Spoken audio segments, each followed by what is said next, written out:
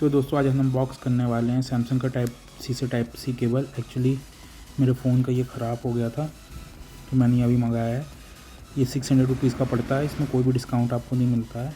और अभी हम इसे अनबॉक्स करते हैं, देखते हैं कैसा इसका लेंथ और क्वालिटी है। तो अपन इसे बॉक्स करेंगे।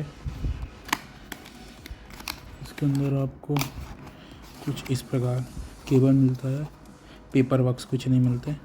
ये केबल है प्रॉपरली, आप इसे केस से निकालेंगे तो ये आपको मिलेगा कुछ इस प्रकार का। और फिर आप इसे यहाँ पे रैप निकाल सकते हैं ऐसे। तो जैसे आप इसे रैप ओपन करेंगे, एक सेकंड में सीजर से कर रहा हूँ, तो आपको ये केबल मिल जाती है। मैंने ब्लैक मंगाया था, इसमें वाइट भी मिलती है।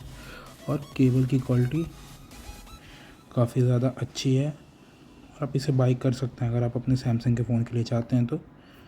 आई थिंक ये अच्छा प्रोडक्ट है। वीडियो देखने के लिए आपका थैंक यू, और ऐसे ही वीडियोस पाने के लिए सब्सक्राइब करिए हमारे चैनल डी टेक को। Thank you.